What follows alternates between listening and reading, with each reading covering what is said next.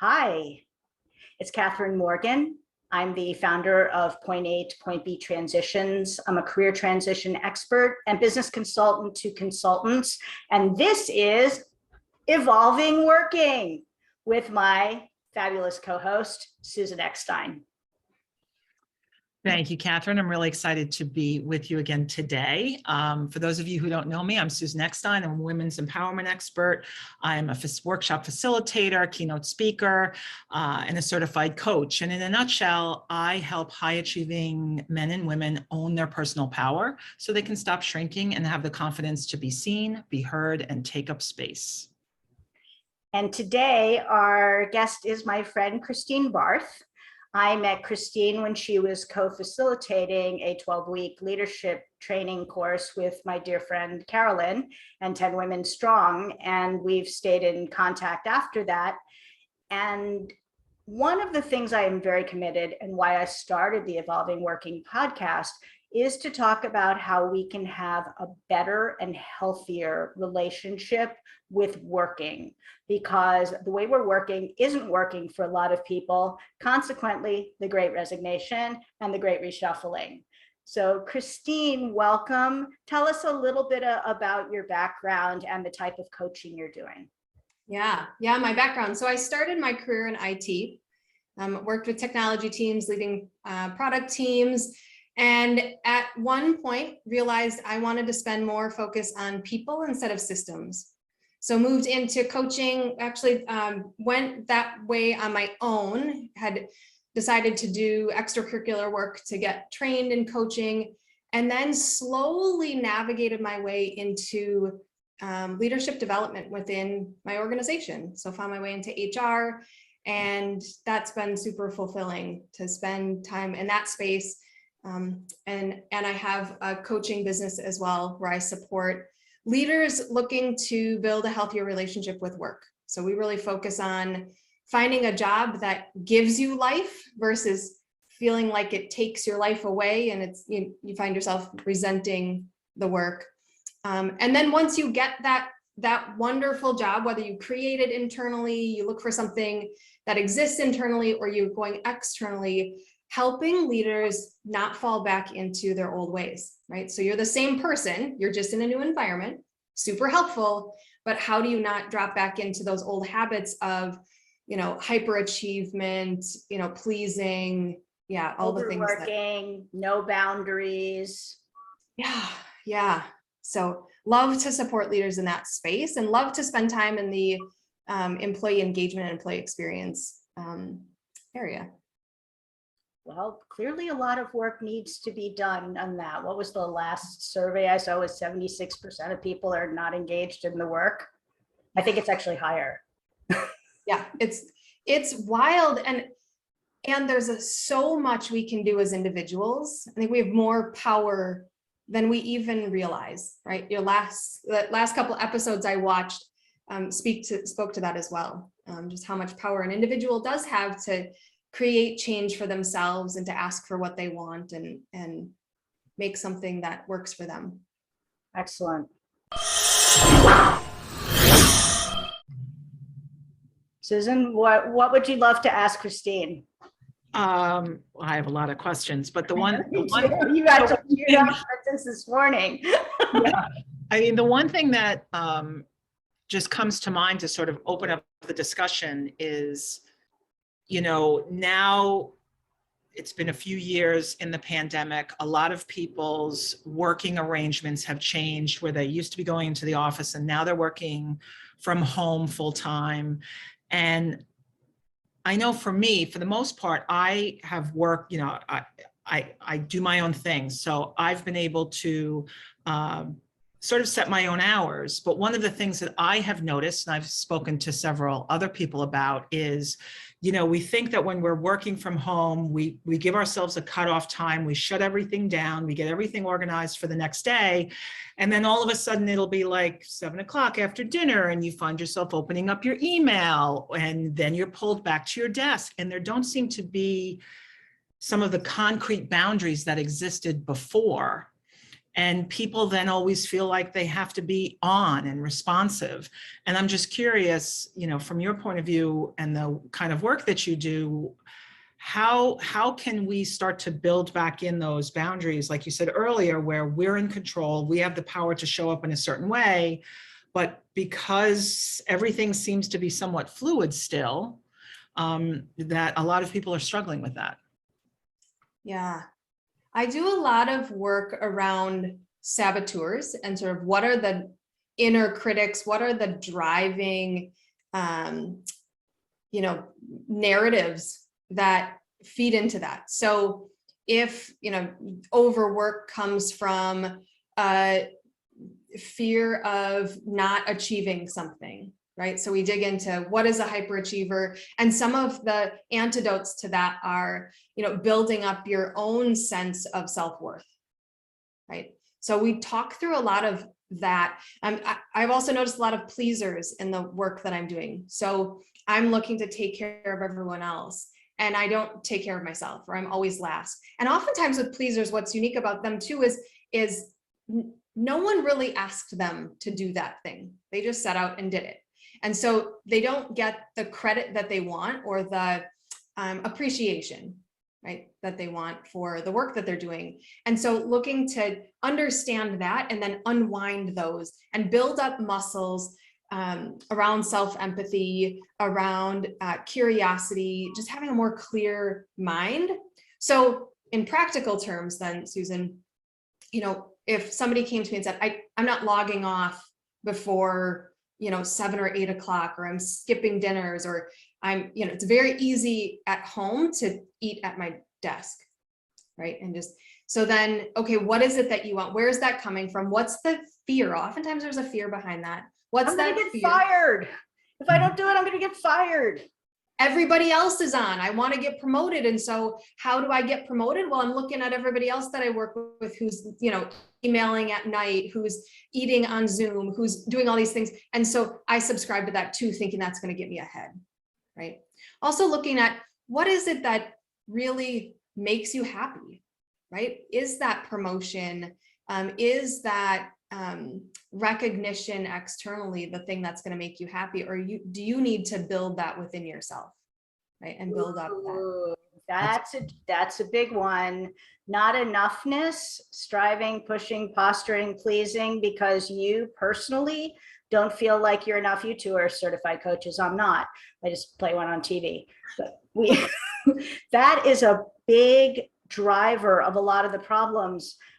What I see with my clients, some of it is a toxic work environment and a lot of things that are hard to fight against, but some of them are self-inflicted.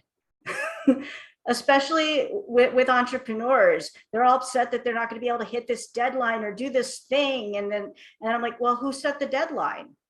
I mean, who's waiting for this thing? Well, I'm doing this right now. My book's got to be out in October, end of October, and we'll miss the window of opportunity. I'll shut on my fingers. And guess what? No, it's fine. When it goes out, it'll go out. Right. But we don't know that because it's our narrative. So it sounds like what you do is you go in and help people identify the stories they're telling themselves and identify, are they true or not? And is there a different story I can tell? Yeah. And it's like you said, it's sort of all made up anyway. So why not make up something that's going to serve you too? Right. And I think a lot of people sort of catastrophize that if I don't, if I don't hold myself to deadlines, everything's going to fall apart. Well, most of us are really responsible. We care about the people we work with. We know that our bills need to be paid and our family needs to be cared for, all that. So we aren't going to swing so far to the other side, right? But it's a fear of like, well, if I let that go, then everything else will go. Like, probably not. Let's just build up the muscle and shift you into a mindset where you're discerning between, okay, is that a fear-based approach to something versus am I being creative, curious about things? Am I coming up with different solutions? from a clear mind versus, this frantic sort of, the system says I have to do this, or it appears like the system says I have to do this, and therefore I will.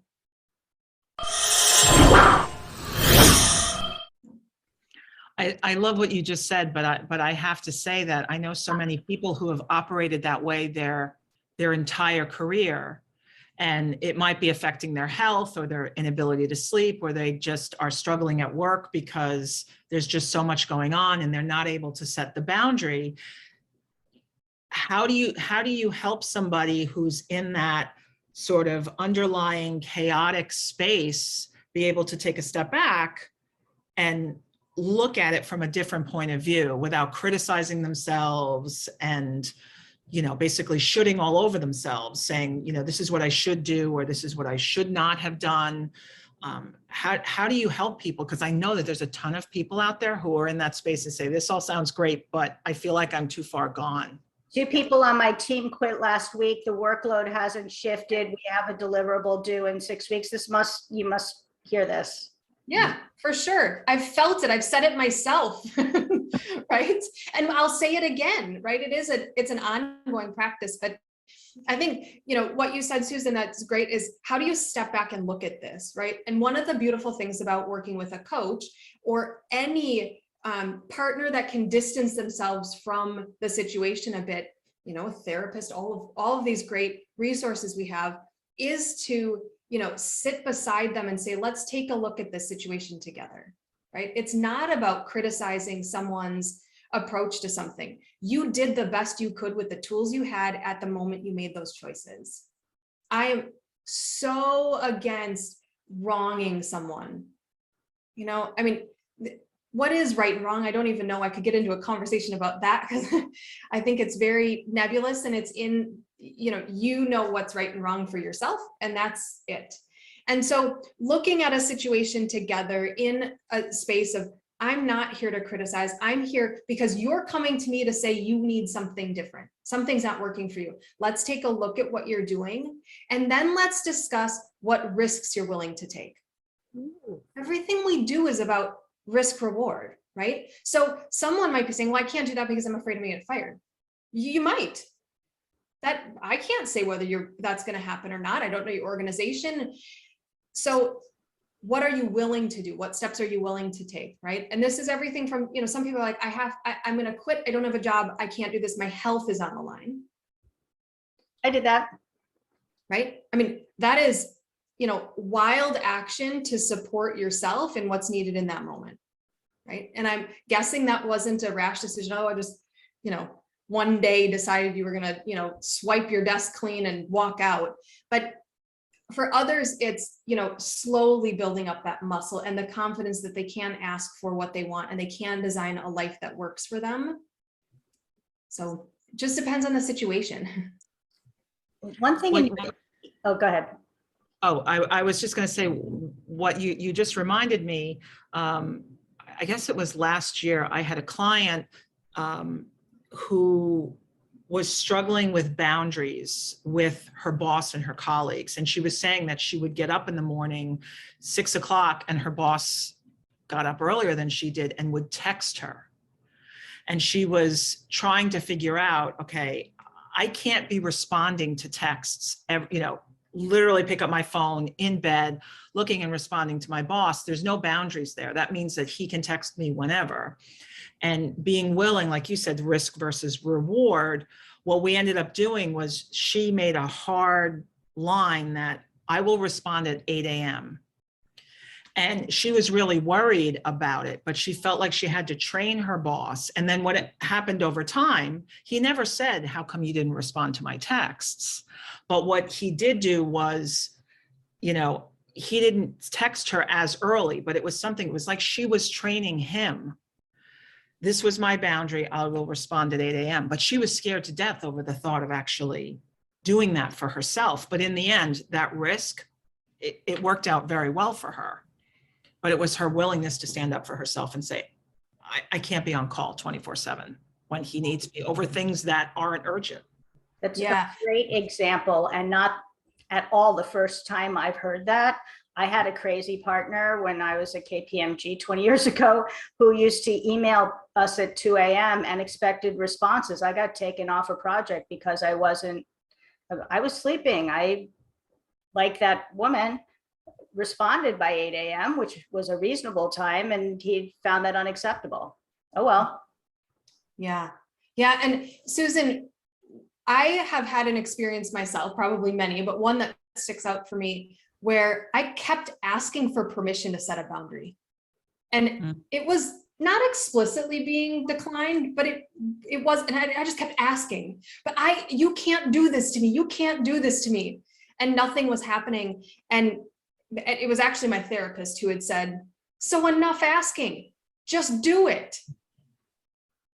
Right. So great advice. Like sometimes every situation is different. We're humans interacting with each other. We're fluid. We're unpredictable in many ways. Right. So it doesn't mean that works for every situation, but sometimes it's like, yeah, I'm just going to ease in with changing my behavior, and that will change the people around me. Other times we need to be really overt and explicit and have a direct conversation. That works better. Just depends on the situation and for your client to have someone to talk that through with, right? What's going to feel right for me? What choice do I want to make about this that feels like I'm honoring myself and balancing that risk reward as best as I can? Your intro, when you said we have more power than we think, what's another example of power we might have in the workforce to make it a little bit more manageable for us if we're in a very fast-paced environment or thinly staffed or going through an acquisition or some chaos? Yeah, I mean, one of the big things for me is we don't get what we don't ask for. So if you're in a situation where, and most of us have been there, where, I have too much work and I can't get it all done. So what are some options, right? Think about some options, go to your leaders, talk with your colleagues, figure out how you might be able to distribute that work, and then ask for it, right? I've been surprised a number of times in my career when I've actually recently here's what I would need for this to be worth it for me. And I'm letting you know, but I know you're not going to be able to do it. I literally was like, that's okay. I'm accepting of that. I can't move forward. And my team came back and gave me what I asked for, right? You need to speak what it is that you need. And oftentimes looking for what is my leader? What is this team trying to achieve? And how can we together meet that goal? Right. So leaders definitely are interested in having a conversation where you say, we need to achieve X. Here's how I think we can better achieve that. Right. I can't do it all myself, which ultimately is going to mean things are going to slip, quality is going to dip, something's going to happen. But I've come to you with a solution, a suggestion, some ideas to help you achieve your goals. I mean, what leader doesn't want to engage in that conversation? That's such a stronger posture than, oh my God, I can't do it all. You got to help me. That is very strong. Also, I have heard about a technique where you look at what's on your plate with your boss and say, okay, all of this can't happen. Prioritize me for me. There are only X number of hours in a day. Which is the high priority to you?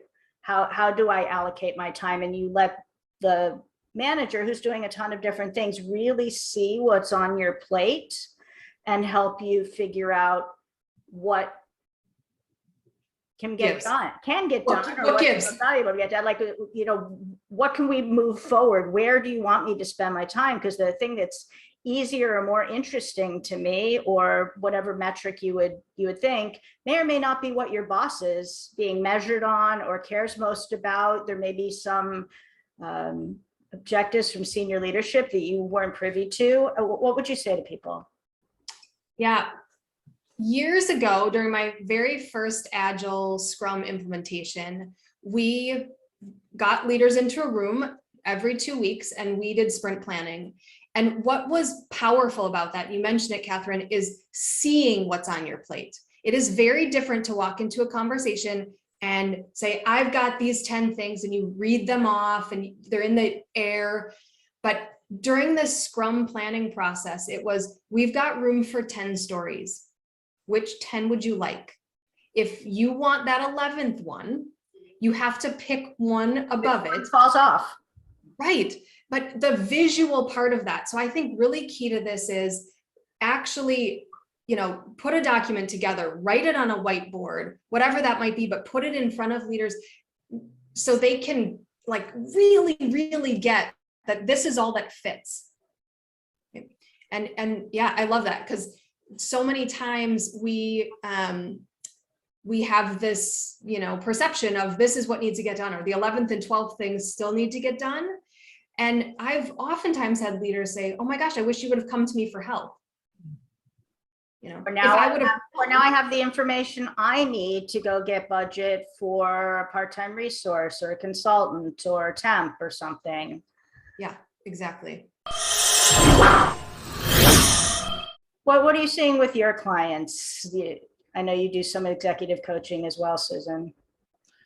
Well, one of the things that, and I love the examples that you gave, but one of the things that I know can be hard for some people is admitting that they need help with anything, whether that, if they're feeling some kind of overwhelm, or they feel a tight deadline and they've got all these things that have to be done at once, raising their hand and saying, I need help with this, is a very scary thing. And instead they just put their head down, they do the thing. Oftentimes it's not their best work because there's just too much going on, and there's this underlying feeling of anxiety. And I'm curious how you, and I see this all the time, I've heard, I can't ask for help. People are going to think that I don't know what I'm doing, or I'm weak, I don't belong here. How do you get people to realize that it's okay, I need help, this is not a weakness, and raise their hand? That's a big one, I hear. But what do you got, Kristeen? Yeah, it is big. And, in a performance-driven organization where we're bell curve ranked, and, all of these systems that try and compare us to each other can be really confronting to ask for help. What I would say is, start small.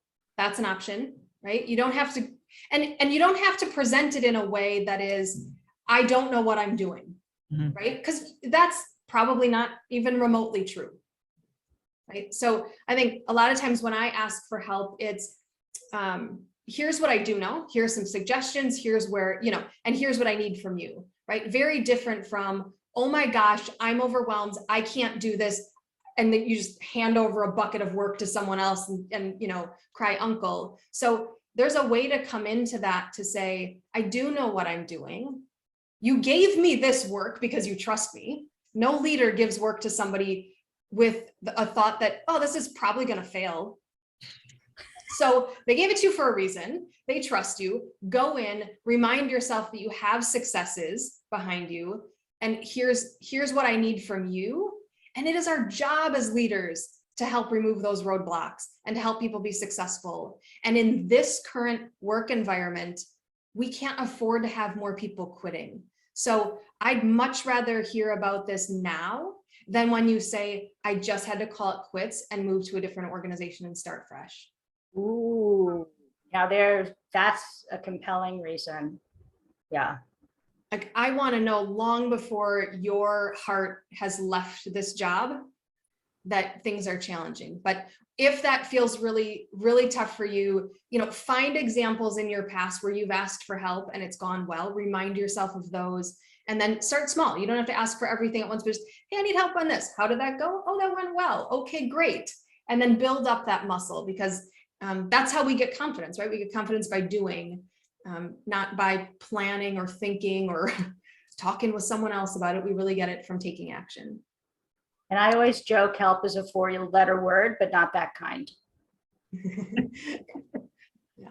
I love what you said, how you go in to the meeting or the conversation around request for help in a very empowered state, that you do know what you're doing, that your boss would not have given you this work if he or she didn't think that you could handle it. And coming at it from that point of view, the energy is completely different. You're not in that overwhelmed state. You're in a state of control and you're empowered. So I love the example that you gave. Yeah, I believe that, we are given a role in an organization, and we have senior leaders, and the whole idea of leading up is about helping my leaders succeed. Doing that in a really, not I'll do anything blindly for you, but I'm genuinely trying to help you succeed. And if that's the case, I need to make sure that my leaders know where there's risk. That risk might reside in me and my workload, but that's my job, is to make sure my boss knows I might not get this done, or I might not hit the quality that's needed. I'm really burning the candle at both ends, and this is, in a dire situation. That's part of my role. My role is not just to purely, in a machine-like way, produce from 6 a.m. till 9 p.m. every day. Oh, that's good. That's really good.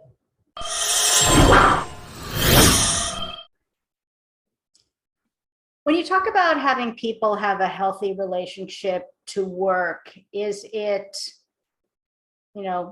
sleep hygiene and mental health and nutrition? Like, there's a million ways that we could have a healthier relationship to work. Where do you tend to like to coach?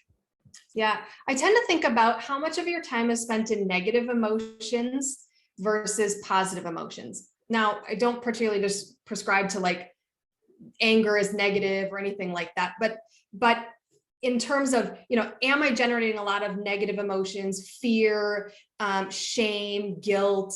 Like, those feelings largely mean that's not going well, right? We shouldn't feel that way in any relationship over a period of time. Relationship with my work, I would send my boyfriend packing to the curb, but not gonna my job. Yeah.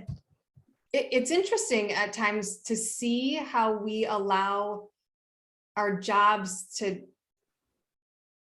treat us, right? And a lot of that is how we allow them to treat us, but it's interesting, right? Because we wouldn't accept that from a good friend. We wouldn't accept it from a partner, that sort of stuff. But so I think about the negative emotions and where are they showing up, what's the story behind them? And that tends to be, a more unhealthy relationship with work. Often with those negative emotions, you are doing the things you mentioned, Catherine, like you're not sleeping well. You're cutting corners on what you eat, if you eat. And I heard someone tell me once, this is the second day in a row that I've had a lollipop for lunch. Mm. Okay, I bet your brain is high functioning. Like, this isn't good for your work hours or your personal life. I thought you were going to say I missed my morning workout or something. No, that's way worse. Yeah. I mean, that's a common thing too. Why don't you go to the gym? Well, when would I go? I'm always working. That's a problem, right? So you start to see those things show up when you're canceling, personal plans, you're missing big events with your family and friends, you're working during vacation, all of your conversation is around work. Okay, right? I have a problem with that. My conversation is definitely about work. I will say though, if your conversations are around work, mostly, like, it's not bad if the conversation is in a really empowered, positive place. Like, ooh, Catherine, when we go to dinner tonight, I launched this podcast. I'm so excited. Right. That is life-giving, right? It's when, oh, you wouldn't believe what happened to me yesterday. I was given another project, and that energy is like, okay, something needs to shift, right? And then on the other side of it, when we have, the positive emotions, curiosity, empathy, we're able to make the trade-off, right? We're saying, joy, flow. Yeah, I know I've got a deadline and this is my job. I'm going to shut my laptop and I will resume tomorrow, right? I'm going to renegotiate a deadline. I'm going to ask for help. I'm going to whatever. So I focus on that. And that's usually a great indicator. Most people know if they have an unhealthy relationship with work. They may not call it that, but they know. They're coming to me, they're speaking out, they're telling their friends, their family knows. that it's, it's heavy, it's draining, it doesn't feel light and bright. Right? It's a good indicator. I'm always having people look is how does that feel? Oh, it feels heavy. Okay, but we need to work on that. Yeah, all of a sudden I tense up. All of a sudden my stomach starts moving. Okay, that's probably an indicator that we should look there and see what needs to shift. And I would add that not only looking to see how the work needs to shift potentially, but how we are interacting with our colleagues, our bosses in those moments. Listening to what you just said, I'm reminded of a story that a friend had told me that she was on this was before COVID, and she was on deadline for something and her brain was really fried. It was like 6:30 at night. She's still sitting at her desk. She promised her boss that she would have this thing to him, by midnight. And she reached out to him and said, I just want to go to the gym. I need to clear my head. I promise you, I will still get this done. And he's like, totally fine. And she said, you would think that even though I was on deadline, I was taking time away from getting the work done. She said, after I gave myself permission, I gave myself what I needed, which was just a nice hard run on the treadmill. She said, I had more clarity around what I needed to do. I was in a better frame of mind. I got the work done and it took less time than I could have imagined. And he was thrilled with it. Yeah, and the work product was probably better. Right, but a lot of us are like, well, I don't have time. I don't have time to go to the gym or go for a walk or call the friend or do whatever it is that we need to do to take a step away and fill ourselves up so that we can do a better job at our job. Yeah. We don't think of that. It's not the first thing. What do I need to do here for myself so that I can be in that positive emotional state that you were talking about? A lot of the work I do with clients is getting them out of their head and into their bodies, right? That's great. There's new information we're always getting, but the wisdom's really below that, right? That's where the powerful work comes in and our wiser self shows up and says, here's the answer to that, right? Here's the risk reward trade-off that you should make, right? It helps you with those tough things. But yeah, just dropping into that and knowing and trusting that if you quiet enough, the answers will emerge. I always play this joke about us. It's a little bit. 4 people can do the job. Who do you pick? The one you like. Why do you like them? Don't know. They asked a good question, cool glasses, seem enthusiastic, would be easy to manage. And then the brain scrambles to say, and they went to Brown and they used to work for one of our competitors. But that's not the reason they were hired. It was a gut decision. They hired the one they liked. Yeah. Yeah. And your gut contains all of that, right? It took into account all of that. Right? It was fast. The right decision is the fast one. I know you have a lot of stuff around this, Susan. What would you add to that? Well, I was just thinking about how when you were talking about, there's a lot of chaos going on and being able to take a step back.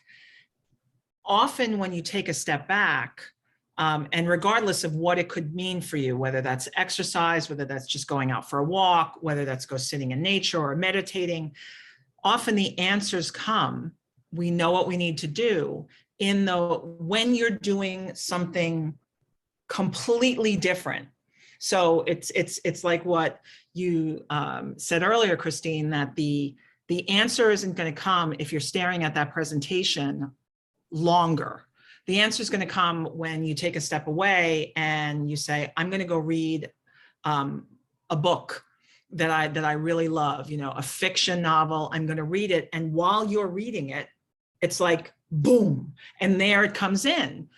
And we don't give ourselves enough of that time to be creative, to find the answers, to ask ourselves, what is the right next step?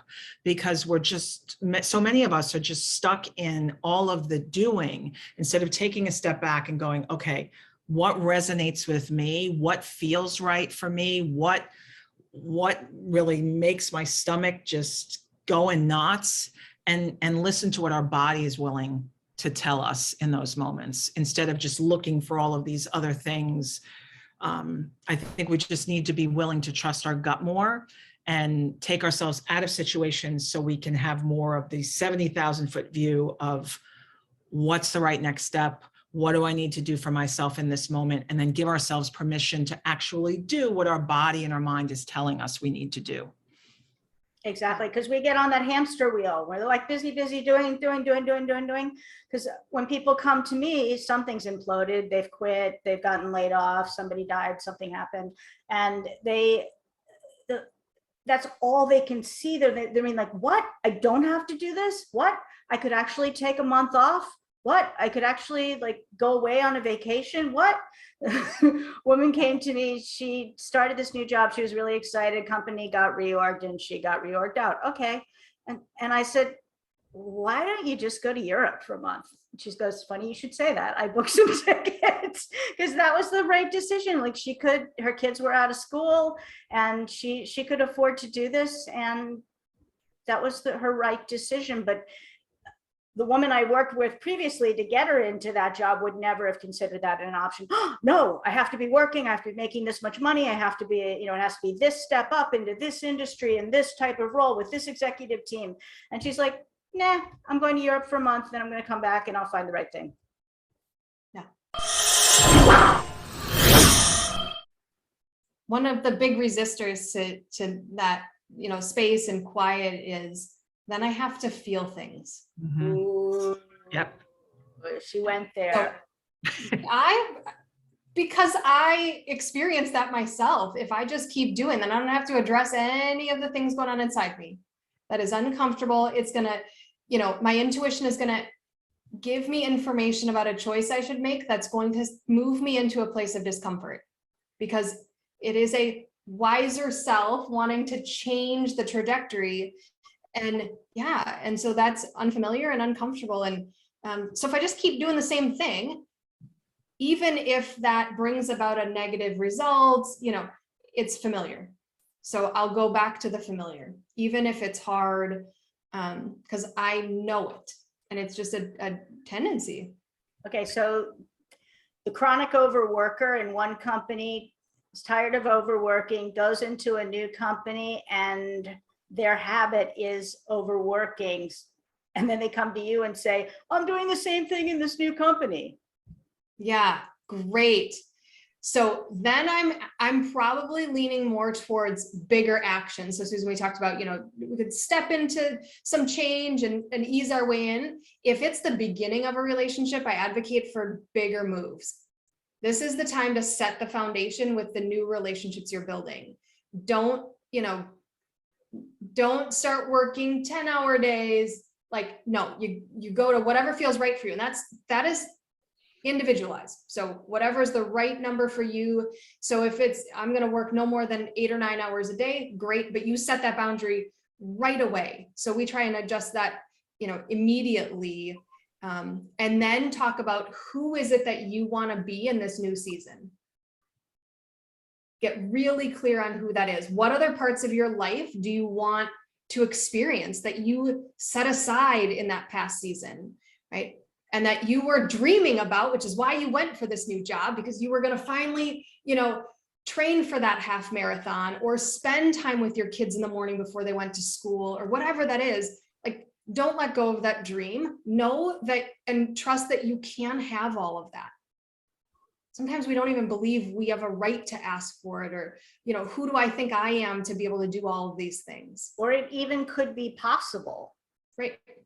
Especially if we don't see it modeled, right? If we don't see that represented somewhere in our lives, right? If I'm looking around, I'm like, well, Susan, you are working crazy hours, so that's how you get ahead. I see you do it. That must be the way. I don't see anyone who is, able to do the family thing or have a side gig and a corporate job or a beautiful hobby that has them traveling around the world. Like, if I don't see that, I don't know what's possible.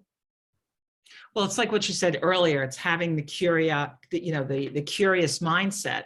because it does exist and you can create it, but you have to be willing to, ask yourself the question, okay, where am I holding myself back from actually creating this for myself?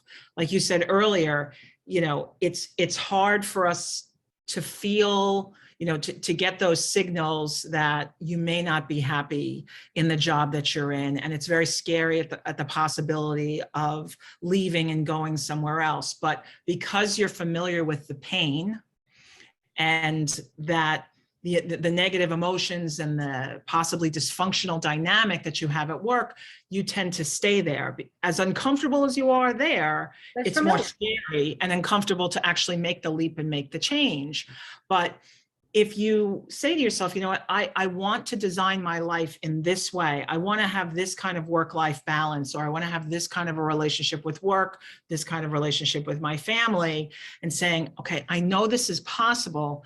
How do I do that? Versus just because you don't see it, you're saying, well, it's not possible because I look around and nobody has it. That doesn't mean it's true. But if you're curious and look at it and go, okay, this has to be true, and I'm going to figure out why. And all of a sudden, you're going to start to see things in a different way that you didn't see before, with that very closed mindset. This is always the way I've been, versus, okay, I can change this. Yeah. You get me thinking about, like, be an innovator in your own life, right? Like, how do you innovate your own life? Like, we do it with other people's goals. So at work, somebody gives me, you must, deliver this thing. And I'm crazy innovative. I'm finding answers. I'm asking for help. I'm researching companies that can come in and consult. And then in my own life, I'm like, no, Not possible. this is the only option there is. I'm, that's it. And how do you get, innovative and creative and trust that there's an infinite number of ways to live, to experience this. So yeah, poke around, look for it, scavenger hunt. Okay, that's gorgeous. And I was going to say, and make the choice that it is possible. Yeah. How to innovate your own life. Kristeen Barth, thank you so much for joining us today. This was super fun. Where do people learn more about you and your coaching? Yeah, I do a lot on LinkedIn, so you can follow me out there. That's a great place. My website, KristeenBarth.com. Yeah, those are the two best places to catch me. Wonderful. Thank you so much for sharing your wisdom today. Thank you for having me.